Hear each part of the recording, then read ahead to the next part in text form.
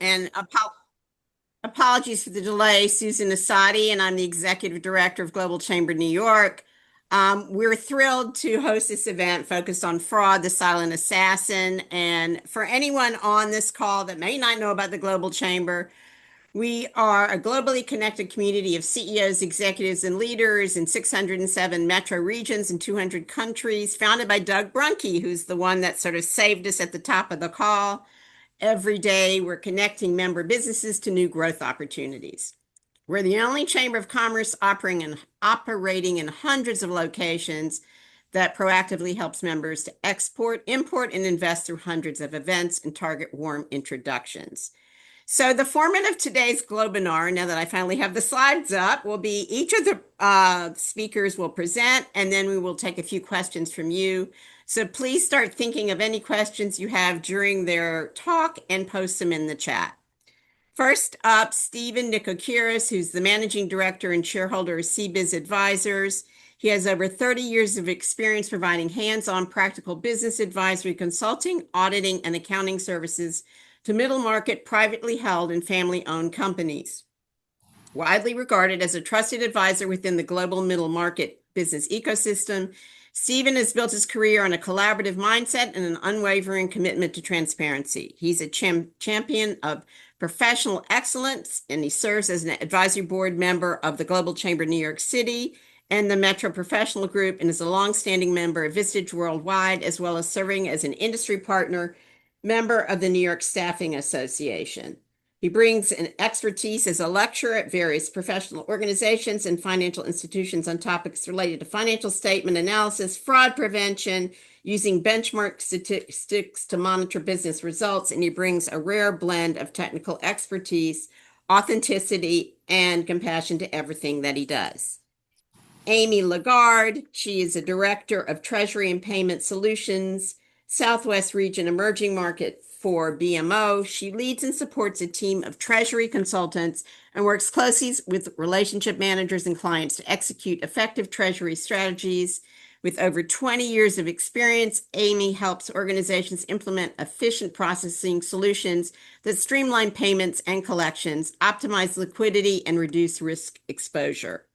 The Treasury and Payment Solutions Group offers a comprehensive suite of solutions designed to help clients enhance and modernize their treasury processes. She joined BMO in 2023 through the acquisition of Bank of the West, where she began her career in 2007. During her tenure there, she served as a treasury management consultant for 7 years, following 6 years as a branch manager, where she led sales and service activities while maintaining strong operational integrity. She holds a BA in economics from Colby College in Waterville, Maine, and in her free time, she enjoys spending time with her family and friends, skiing, camping, and enjoying the outdoors. Kevin Brown, Managing Director of Commercial Banking at BMO, is a seasoned commercial banker who brings more than 30 years of experience to BMO commercial banking team. He leads a team of commercial banking professionals that is focused on delivering customized banking solutions to privately held companies and nonprofit organizations located throughout the Chicago metropolitan area, which is BMO's U.S. footprint, helping these clients to expand their businesses, improve working capital efficiencies, enhance their bottom lines, and increase shareholder value. With a relationship-oriented approach and a wide array of industry contexts, Kevin serves as a trusted advisor to his clients in the areas of C&I lending, treasury and payment solutions, international banking, international banking, trade finance services, capital market solutions, and leasing. Current and past clients include manufacturers, wholesalers, distributors, importers, exporters, and professional service firms. He holds a bachelor's degree with majors in finance and marketing from the University of Wisconsin-Madison, where he's a recipient of a full athletic scholarship for football. He's also active in the community, having served as a past member of several local chambers of commerce, the school board and finance committees for a local private school in the city of Geneva's master plan communities. So now, without further ado, we will go into our presentation, and we're going to have Stephen Nikokiris kick us off. Thank you, Stephen. Hi, Susan. Hello, everybody. Thanks so much for joining. We're talking about fraud today, and there's a lot of reasons why I want to talk about fraud. but I think the most important one is that it should be important to you as a business owner. I want to throw out, there's going to be some data, not too much, but I want to let you know there's a couple of things I want to first share to kind of set the table. First of all, I want to say 75%, 75% of businesses are targeted by fraud. I'll say that again, 75% of businesses are targeted by fraud. 3 out of 4 companies are going to be hit by fraud as we speak. 3 out of 4 business owners that you know are going to be affected by fraud. And let me tell you, I speak to business owners every day, and they don't quite get that. And I hear some things from business owners that kind of contradict, some of my thinking. I hear things like, "We're really close business, like family. Can't happen here. They've been with me for years. Thieves are disgruntled. My employees are happy. My office manager is on top of everything. Employees would never steal from a nonprofit." These are all myths. They're myths, and we will debunk them today. It's important that you realize that trust is really important. You trust your employees, but unfortunately, a lot of business owners trust them blindly, and it's something that you'll need to stop. I'm going to get into some data, but that's important to set the ground rules. There's a lot of statistics out there that I'm going to share with you. The most important one, it comes from a study that literally just came out literally last week. It was updated. It's updated every 2 years. It's been around for 30 years. There's a group called the Association of Certified Fraud Examiners, and they put out a study. They call it a report to the nations because it's a global study where they actually went out to 10,000 companies and ended up getting about 2,500 responses of frauds across the globe. And there are some very interesting statistics that come out of it. One of the most important being, and you could change the slide to the next slide, please. All right. The most important, comment I'll just make about it is that it's a $5 trillion issue around the globe, and about 1.5 in the U.S. And your business will lose 5 to 10% of its revenue annually to fraud. 5 to 10%. So if you're a $50 million business, that's $2.5 to $5 million. That's not chump change. That's real money. And it's being lost. You just don't see it. Unfortunately, most frauds go on for months and months and months. The average fraud goes on for about a year until it gets detected. And that, unfortunately, and some go longer than that. Next slide, please.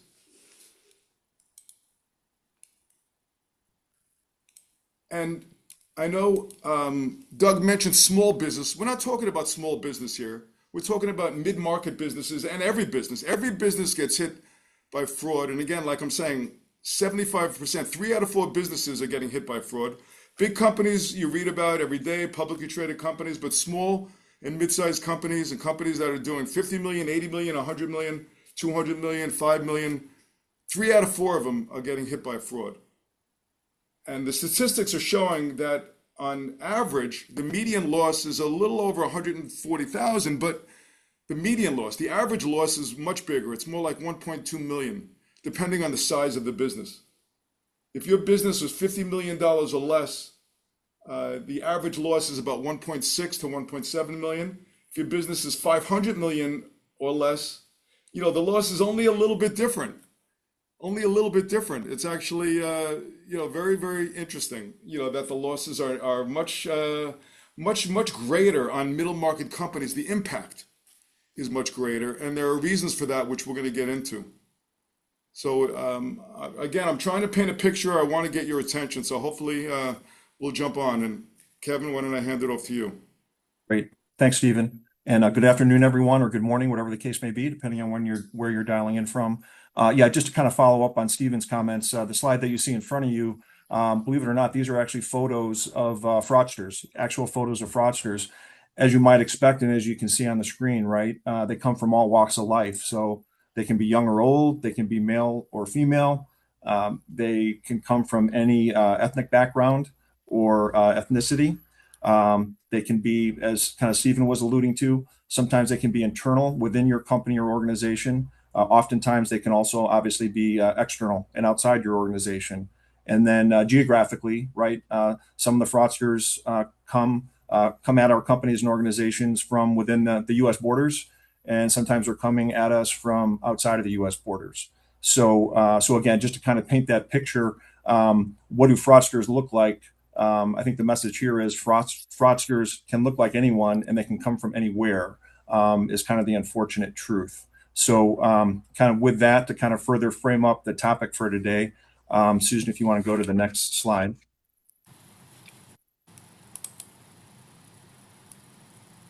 And I'll kick it off there. I think, we're going to dive into some content here in a bit, but just to kind of tee things up here, I think Steve, Amy, and I are going to give some real life examples that we've seen in our walks with clients, either of ours or other situations that we've become aware of in our professional walks. And the first example that I want to share, this is actually, it's a combination of two examples. There's kind of an A and a B. But the common denominator here, and I'll back up a little bit. Obviously today, right, we're talking about how fraud can impact our organizations, and at the risk of making everyone paranoid, I think the thing to be aware of is not only are fraudsters coming at our companies and our organizations, but it's also likely, right, that they're also going after our customers and our vendors. And so, the first example or set of examples that I wanted to share, common denominator here happened to be business email compromise, where we had there were two clients. One of these situations took place about 2 years ago, and it was an example of ACH fraud. The other one took place much more recently, and it was an example of wire fraud.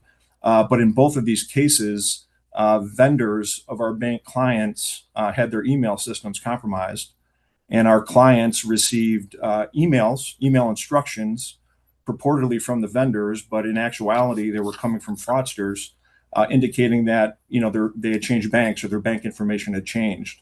So please, remit payment to such and such a bank with such and such a routing number with this account number. And like I said, the one that took place a couple years ago happened to be the funds were then wired out. The one that took place more recently, funds were sent via ACH. But in both situations, one of the best practices that kind of allowed the fraud to take place was that these emails came in, and unfortunately, clients kind of acted on that without verifying, right, the validity of those email instructions. So without stealing some of the thunder later in the presentation, that was kind of a lesson learned, I think, or one thing that we would share with you in terms of best practices.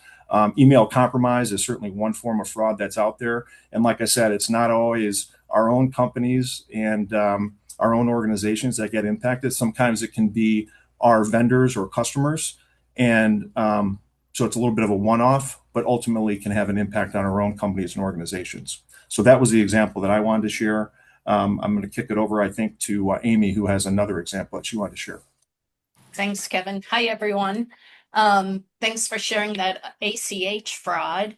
One of the examples I want to talk about was what happens to a check once it leaves your office. So you may think you're doing everything right, having the second signature, having somebody write a check, somebody else sign it. But once it leaves your office, what kind of controls do you have? So the example I want to provide is one of our clients' vendors reached out to them because they didn't receive their payment. Our client reviewed their check register and realized that the check had been cashed, and that they advised the vendor, hey, we cashed it and we reconciled, or we sent it out and it was cashed and it was reconciled. Upon further investigation, it was discovered that the payee name on the check was changed, so it cleared. But the vendor wasn't the one who received the check. The fraudster took it. That took about 60 to 90 days before our client even realized anything was wrong. So it took them that long to uncover that there was fraud. So this is something that we'll be discussing later as well, as to how you can protect yourself once a check leaves your office. Stephen, I think you had a third example. Yes, hey, thank you, Amy. Yeah, I want to give an example about a client, a company of mine from a couple of years ago. It was a mid-sized company doing only about 10 or 15 million dollars of sales. The controller was a bad dude. His name was Michael Kaufman, and I'm not gonna sugarcoat it. That's his real name, and I hope if you find him, you get him. But he was with this company for about 5 years, and he knowingly he was one of these people that during at the coffee cooler he thought he was being underpaid. He thought he didn't like the owner of the company. He just didn't like her, and he made it known. He was a capable person, but people in the company knew that about him. The owner didn't know it. I didn't know it. But what he did do, the company had vendors. One of the vendors was the name of a person. It was a person's name, David Johnson, Joe Blow, Inc. And the controller went to these stores and he set up his own company with a similar name. Just instead of being Inc., it was Co. And then what he did was he would take an invoice from the vendor, a legitimate invoice, and normally what he did was he put the invoices in batches and he stapled them with a check to the owner, and the owner would review a stack of 30, 40 invoices, and literally all she did was sign the check. She didn't even look at the detail, but she signed all the checks. So what he would do is, he'd take an actual invoice and he would just slip in, resubmit the same invoice a second time, this time with, instead of, the co was an ink, and she would sign the check. And then it was being paid and processed, and he would record it and cost of goods sold. What happened was he was on vacation. While he was on vacation, the accounts payable clerk happened to get the bank statement, and amazingly, and I give the accounts payable clerk tons of credit, he actually happened to notice, a payment to the same vendor, two payments to the same vendor, but the endorsement on the check was not the same. It was two different banks. And that was pretty intuitive to do that, and he found that, and he brought it to the owners and my attention, and we did a little bit of research. We ended up calling the vendor and confirming whether or not they got payments. These payments. One check was 15,000. The other one was 15,000. Did they get 15,000 once? She would change the amount by a couple bucks, and they got one of them, but not the other one. And so obviously we realized that there was something going on. We actually called him in. He confessed to doing it. He confessed. He was there 3 or 4 years. We found a whole bunch of things that he did. Not only did he do that, but he also got a little bit more brazen. He also, increased his own payroll, and he made payments directly to himself. And he claimed that he spoke to the owner about it, and she verified everything, and that she approved all these things. So it ended up being about $350,000. She got back most of it. He actually gave back most of it. He said, "If I give it back, will you not prosecute me?" And she agreed. She agreed not to prosecute him if he would pay it back. So he didn't pay back all of it. He was fired, obviously. But the last piece of the story, which is unbelievably brazen, about a month or two later, I'm in my office and I see behind my closed doors of one of my other partners, somebody is speaking to one of my partners. And they're talking to them. Looks like an interview. And it looked like this guy, Michael Kaufman. It was Michael Kaufman. As the meeting was ended, I see he's there and he's walking out of the office, and I immediately walk over to my partner and say, "Excuse me, what are you doing with that guy?" They said, "Oh, he's interviewing for a CFO job for one of our clients." I said, "What?" I said, "Let me see his resume." His resume was totally fictitious. The whole resume was made up. The only thing that was the same was his name. But the kind of cojones that this guy had on him to come to my office and interview was just amazing. So sorry, that's that story. So red flags of fraudsters. Susan, I think we're back one slide still. So red flags, to Kevin's point, not to make everybody paranoid, but it's hard not to sometimes when we see it all the time. So a good motto is trust but verify. So some red flags. These can be from internal sources or external sources. For example, someone living beyond their means or having financial difficulties isn't necessarily an indicator in and of itself that someone's going to commit fraud, but it may provide additional incentive to someone if they have an opportunity. Another one, which we've seen show up typically as an external red flag, is someone who calls in to your team or you, and they're having an emergency and they need you to bypass your normal procedures as their timeline is dire. They may try to bully or intimidate someone to do something such as provide sensitive information when that person normally wouldn't do that. And one more I just want to point out is having a control issue. So if somebody in the company has to have complete control, it could be a red flag. Wanting full control in and of itself isn't proof. However, it could be a reason that there could be a reason why someone doesn't want to give up control. They don't want to be uncovered. The next one, Susan. And then some ways to reduce fraud. So there's a number of ways, number of things you can do to protect yourself. Nothing is going to be 100% foolproof, but the goal is to mitigate your exposure. So probably the most important is when you receive a request, like, for example, with Kevin's request of somebody to change an ACH payment, take a step back and validate the legitimacy of the requests through a record of truth that you have on file instead of using the information provided in that moment. We're seeing a lot more cases where fraudsters are sending emails to companies pretending to be their vendors and advising them that they need to change their payment to a new account, new routing number, and then also providing a phone number saying if you have any questions, call. Typically, that phone number is fraudulent. So those are a couple things, just making sure you take the steps, trust but verify. And then having fraud controls from your bank also allows for early detection, and it adds some adding internal procedures also mitigates exposure to risk and potential losses, while also it helps reduce disruption to your daily operations. The next one. So there's different ways that you can work with your bank to reduce fraud as well. Most banks offer fraud tools that help protect you from both check and electronic fraud. If they're not discussing these with you, reach out to your banker, ask them about it, tell them you want to see what you can do to shore up your accounts, protect them from internal and external fraud.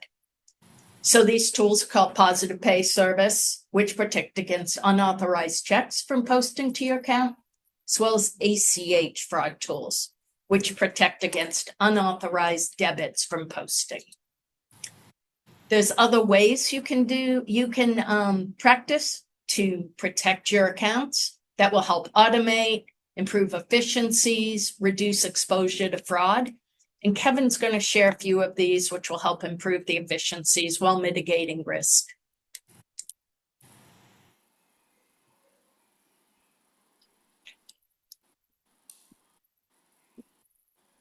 You're on mute, Kevin. Thanks, Stephen. I'll put a dollar in our kitty there. Unless you're a ventriloquist, I don't know. Just to build on Amy's comments, yeah. So one of the things that we would always recommend, right, is that if you're not currently, if you're still largely reliant on paper checks, consider shifting more to electronic forms of payment, ACH specifically. You might ask, right? Some of these examples we just went through, some of those were electronic forms of fraud, right? So I would say, shifting from checks to electronic forms of payment, it certainly doesn't make any company or any individual fraud proof, right? But I think if you look at statistics that are out there, I think the likelihood and chances of experiencing fraud with electronic payments versus check payments, I want to say it's about half.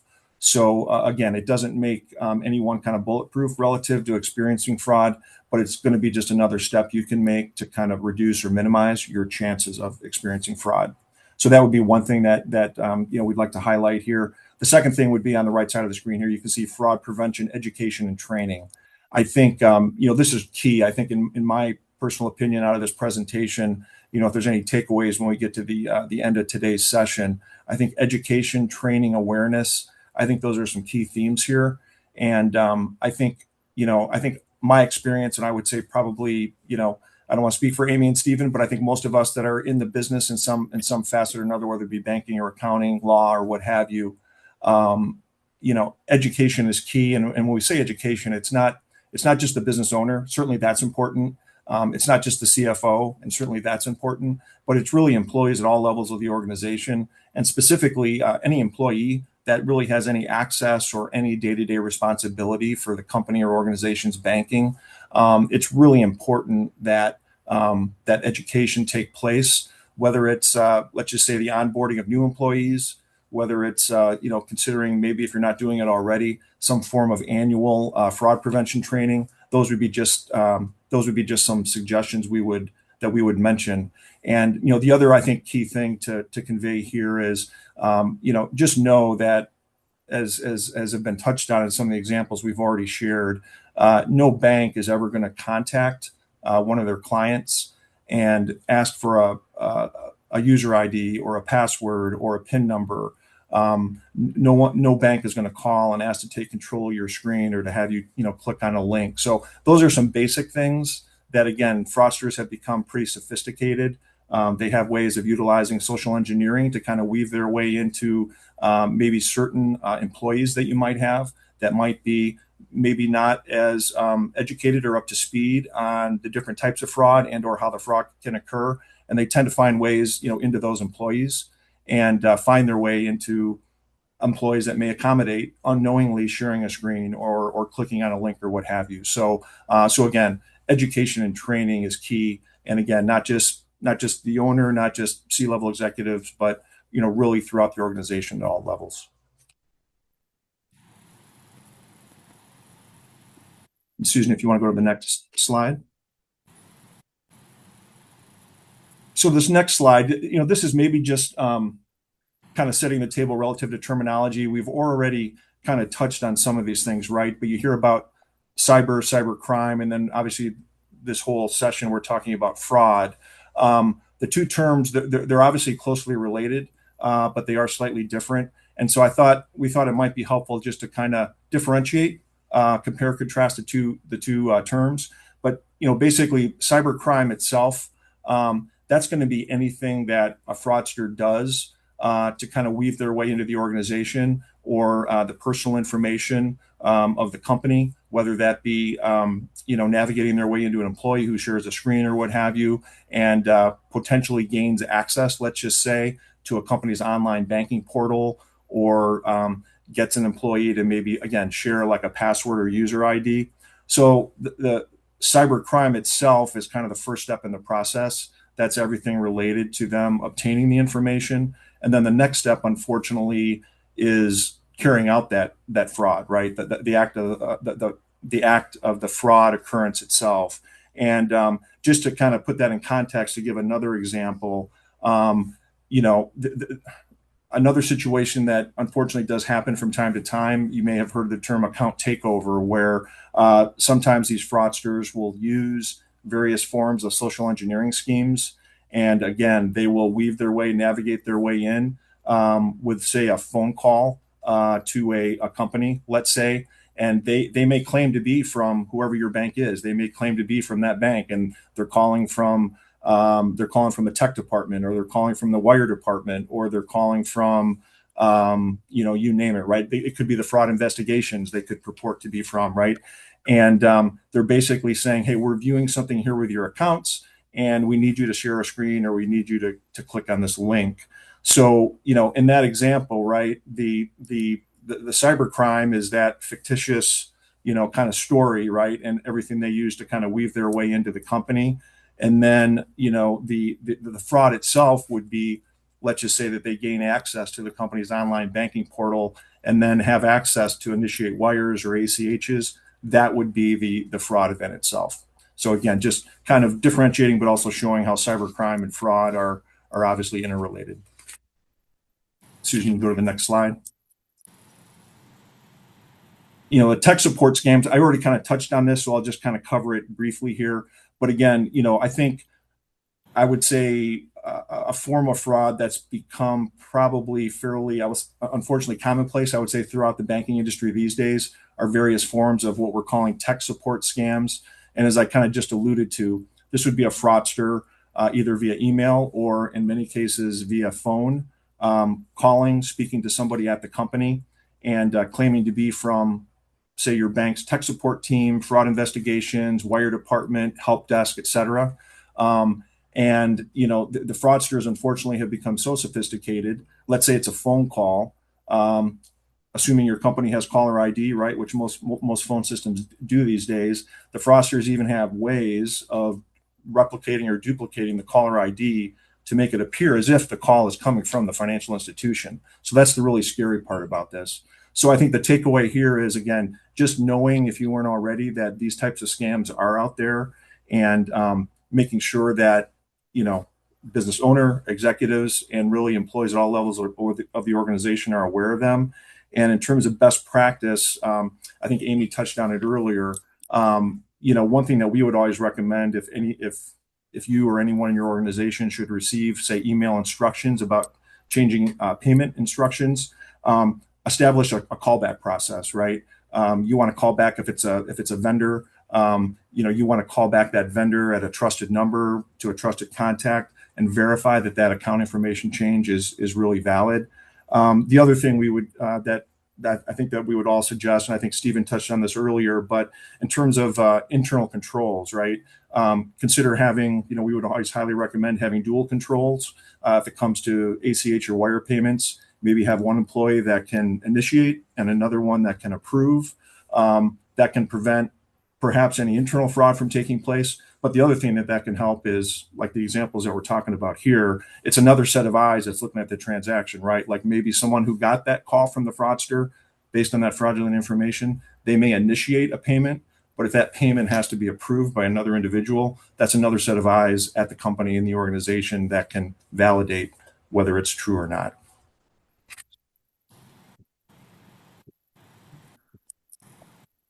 Susan, if you want to go to the next slide.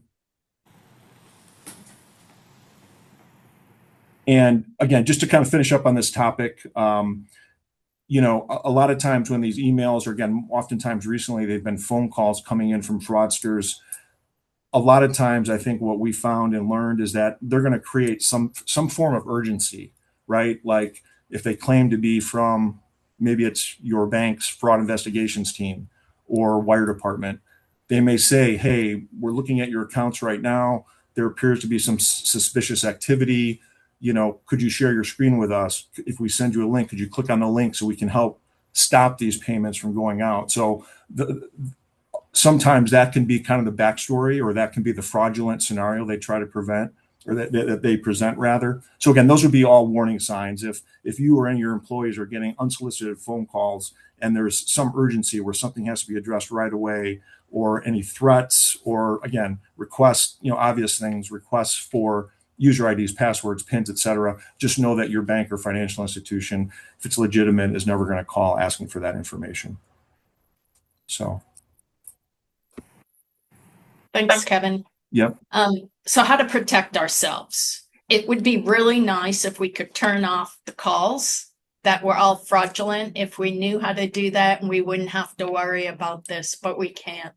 So without being completely paranoid, we need to keep top of mind. How do we protect ourselves? Knowing legitimate tech companies will not be calling you is something to keep in mind. They prey on the immediacy of it, claiming something's wrong, the urgency, and hoping that we just click once and that's all it takes. But knowing what to do and being prepared definitely is something to keep.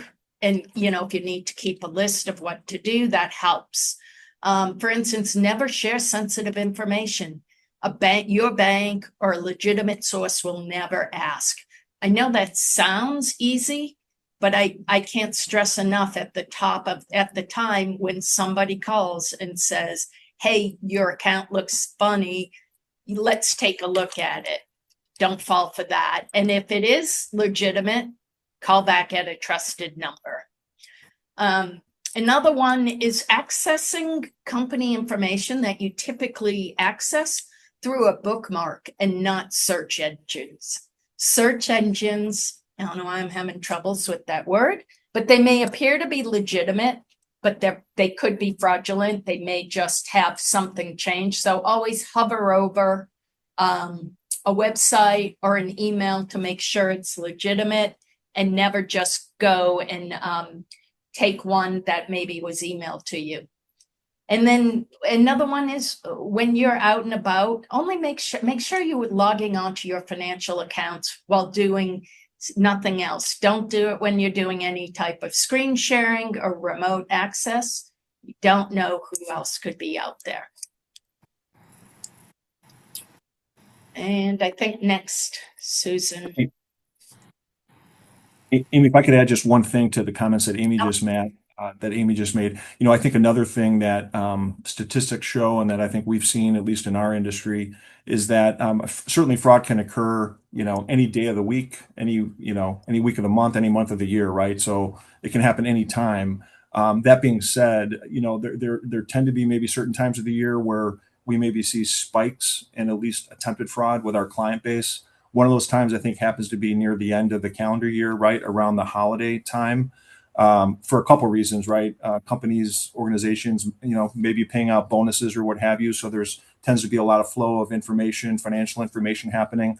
It's also obviously a time, right, when our employees are taking, well-deserved vacation time with their families and whatnot. And fraudsters are aware of that, right? So they know if they call maybe around a holiday time, where maybe a company or organization isn't at full staffing, it gives them maybe a little more ready access to someone in the organization that maybe just isn't maybe as equipped, let's say, to notice the red flag, and that what the fraudster's true intent may be. So I would say, and Steve and Amy certainly open it up to you guys as well, but I think end of the calendar year around the holiday time. I think another time, and Stephen, this is right in your obviously right in your strike zone, but around the springtime, around tax season, March, April time frame, right? Another time when there's a lot of financial information flowing back and forth. Also a time when maybe spring break season, right, where employees again are maybe it's a peak vacation time where the fraudsters are maybe more able to reach individuals in that company that may not as well equipped to recognize the fraud that they're intending to carry out. So I just wanted to kind of share those comments as well. I think that's perfect. When people are distracted, right? Yes. Holidays, thinking about things, they're distracted. End of the week, when people are trying to get out for the weekend, maybe Friday at 4:45, and the fraudsters think they can just get somebody and they can take care of something and be done. So I think that's a great point. Yep. So Kevin, do you want to go on to the artificial Sure. fraudsters and AI?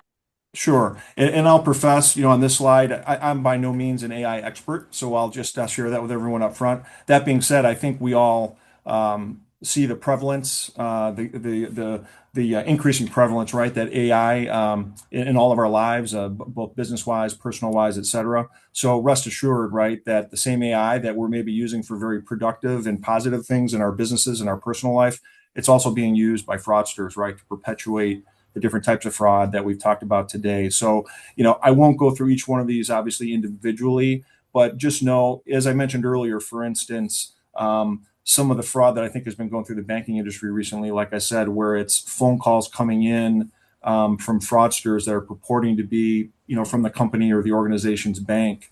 Like I said, they've gotten really sophisticated where they have ways to really manipulate the caller ID. So if that company, whoever they're talking to, it looks as though the call is coming from such and such bank, right? BMO or any other bank. So that would be one example where, again, AI is being used. Another example would be, obviously, right, we've seen the power of it, but with all the different forms of social media that are out there in terms of duplicating maybe company logos and what have you, and just sending out kind of mass fraudulent emails on a mass basis via social media and other means. Certainly another way that AI is unfortunately being used not for a positive reason. So probably maybe a topic for a follow-up session at some point, just AI specifically, both maybe pros and cons. But these would be some things just to kind of watch out for.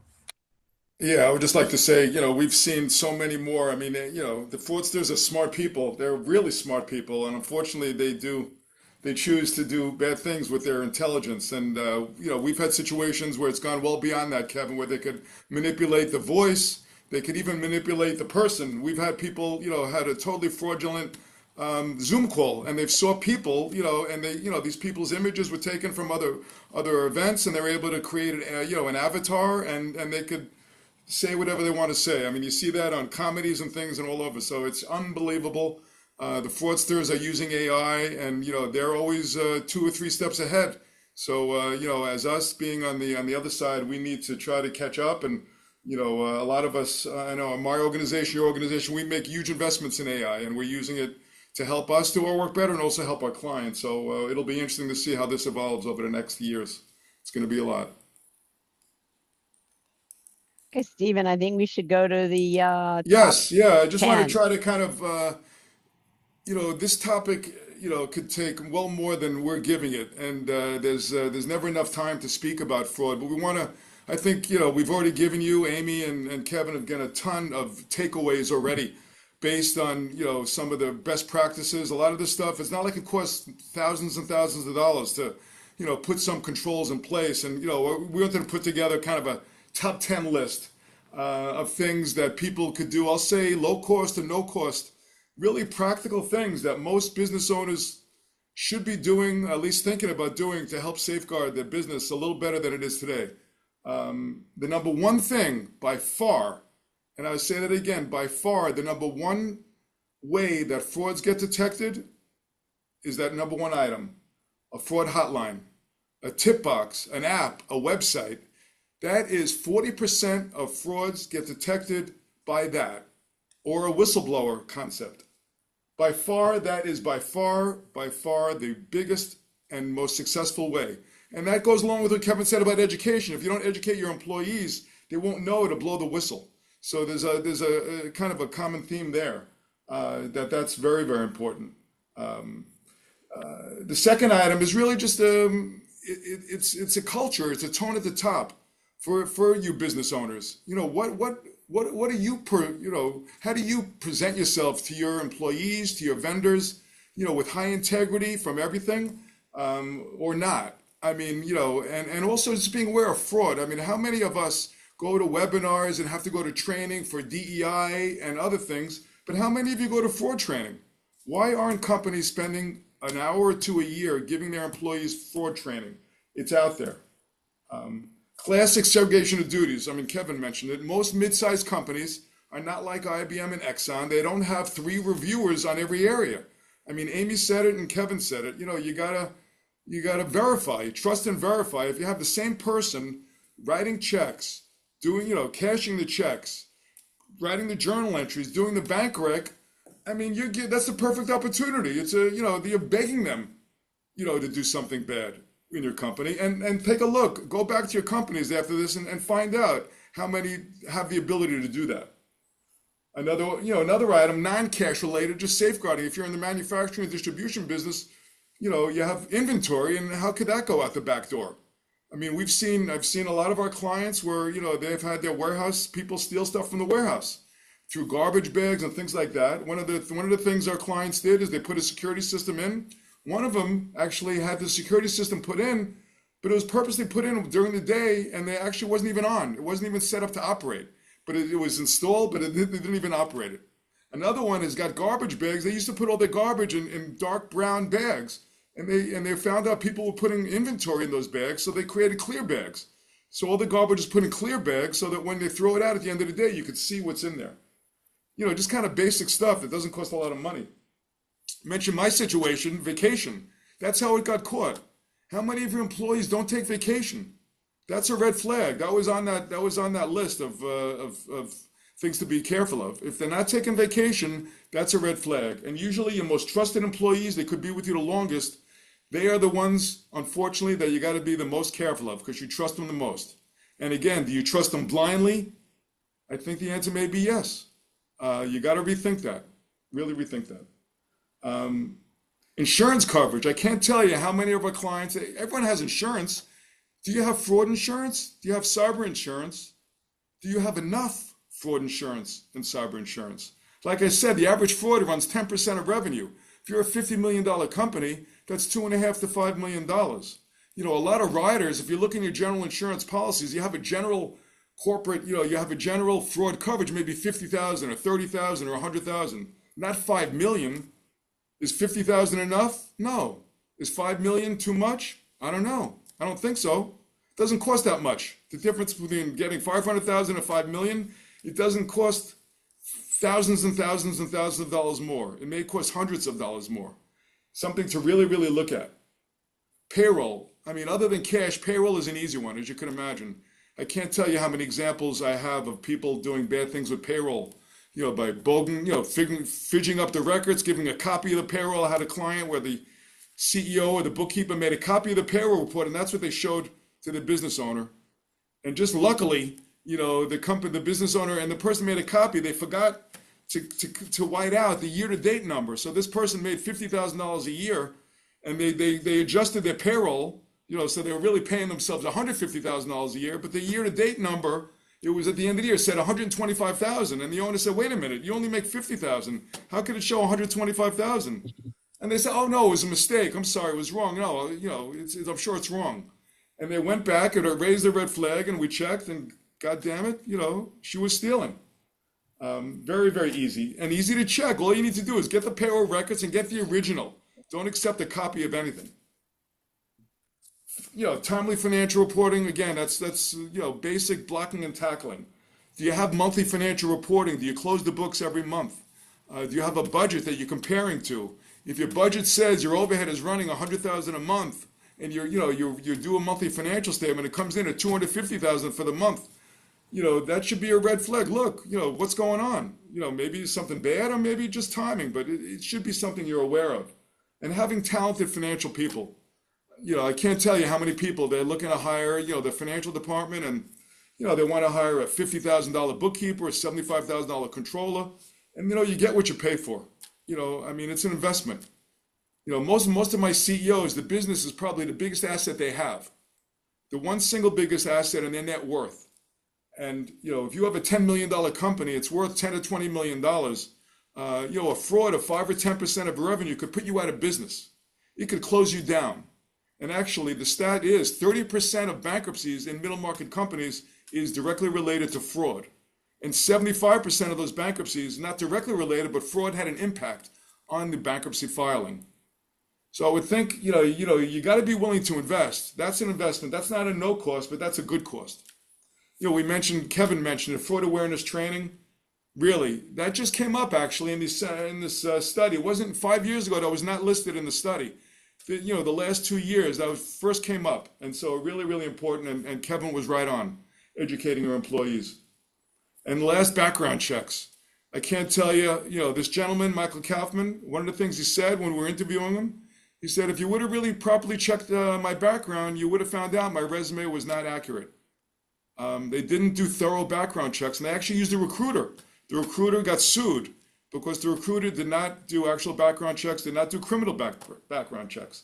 But the other fact is 85% of frauds, the fraudster has no record at all. So the people that you trust most, that's that concept. A lot of these people, either they, never convicted like Michael because they didn't agree to convict him, but 85% of frauds, the fraudster is not someone who's got they don't have a record of it. So that's really where you got to know your people. So that's it. Let's close that up. Stephen, Kevin, Amy, fabulous. I do know that we had at least one hand up from Manabu. I don't know if he's still with us. I think he had a question early on. Is Manabu still here? Let's see. I'm not sure I can see who the participants are. Let's He, see. he might have dropped off. Yeah, he might have dropped off. Does anybody else have a question? I have a question I can ask the panel to close this out, but does anyone else from the attendees have a question? Just a comment. We have not been victimized, but we've been close. We've caught multiple attempts. Every one of the controls that you pointed out is real world, and it doesn't matter the size of the company. There's no one too small. There's no one too big. We've had clients, companies that are, $100 million a year companies, and they're revealing to us that they were victims. So everything you said, right on the money, and I'm actually thinking about things we can do to even further increase our controls. So thank you. Thanks, The other thing, Doug. Susan, again, I know we probably don't have time for any more discussion, but just before this call, I spoke to a good friend of mine who is the CEO of a very successful staffing company. He just had a wonderful transaction. He sold the company to a major company, and he is set for life. I was just talking to him about this topic and a couple of other topics, and he confessed to me that 3 years ago, his CFO stole $1.2 million from him. And he said, Steve, you got to speak about that. And I just asked him, if there's anything he'd do differently, what would he have done differently? And he just as an email I'm reading, he said, I wouldn't have glossed over some of the things he was doing in his personal life. I would have educated myself on what I needed to do to ensure my controls were where they needed to be as we grew. And that was just literally, I got that email a couple of hours ago. Wow. Okay, well, I have one question I want to ask the group. And for the people that are left, if my business is under attack right now, why haven't I noticed it? Who wants to answer that first? I can answer it first. It could be it hasn't been uncovered. So if somebody's not in their bank account every day online, there could be checks that have cleared, like the example we talked about. Maybe a payee name was changed and somebody hasn't noticed yet. So there are a number of reasons. Like Stephen mentioned, it could take a year to figure out. Somebody could be writing checks to themselves. You haven't done the audit. It's funny, we talked about financial, checking. Just a real quick story. I know someone, a business that he had a bookkeeper that did the books, and every month he took the books, went into his office and said he was going to go through the books. He didn't look at the books at all, but he closed the door. The people in the office had no idea what he was doing. So having reviewing the financials and at least having the appearance of reviewing the financials can scare some people off of doing if they think they may be getting caught. Yeah, I would tell a business owner to just go look online or get a copy of his bank statement.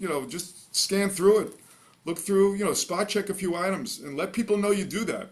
If you let people know that is a very, very strong statement. Again, that was one of the tone at the top, and I tell the business owners of my clients, you got to spend some time here. If you don't, again, buyer beware. $1 million, millions of dollars could really hurt. Could hurt your business and hurt you.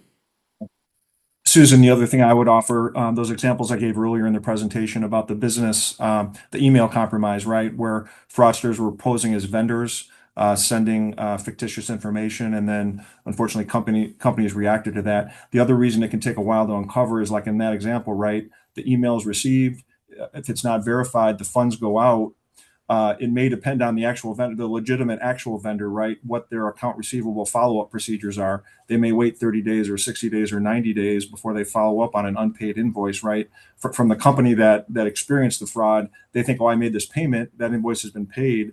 But obviously it may take a while to manifest itself when that vendor raises their hand and say, hey, when can we expect payment? So sometimes those things can take some time to unfold.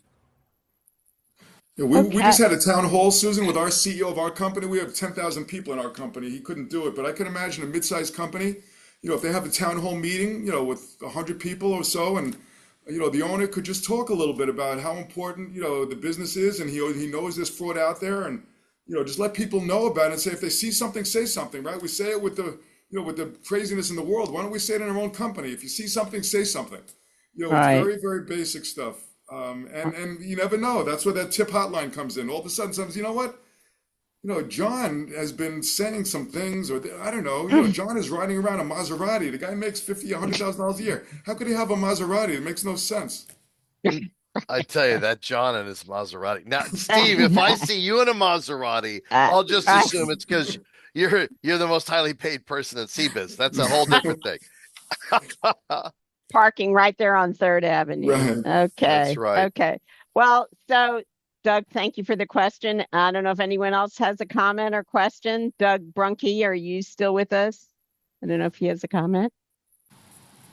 Okay, he may have gone on to something else, but I wanted to thank you, Steve and Amy and Kevin. It's been really fun putting this together. Apologize for the little technical glitch at the top, but it's a fantastic presentation. And I think we're going to be able to share this with the attendees and anyone that signed up, correct? We'll be able to share this out and we'll plan on doing that. Excellent. And want to thank everyone for attending. And if you have any questions about fraud and protecting your business, please reach out to Stephen, Amy, or Brian directly. And did we share their emails? Did you guys share your emails in the chat? I Maybe you didn't, can but share your, I can, We sure. could do that. yeah. Why don't you go ahead and do that? Because while I was managing the slides, I wasn't able to go over and put your email in there, but certainly anyone that attended can also email New York City Global Chamber, and I can get you in touch with Stephen, Amy, or Kevin. But anyway, fantastic presentation, and have a great rest of your afternoon. Thank you very Thanks much. for letting us Thanks, be a Thanks, everyone. part. everybody. Thank Thanks, you. everyone. Have a Bye-bye. great Thank day, you. everybody. Thanks, Doug, for your comments. Bye. Take care. Bye.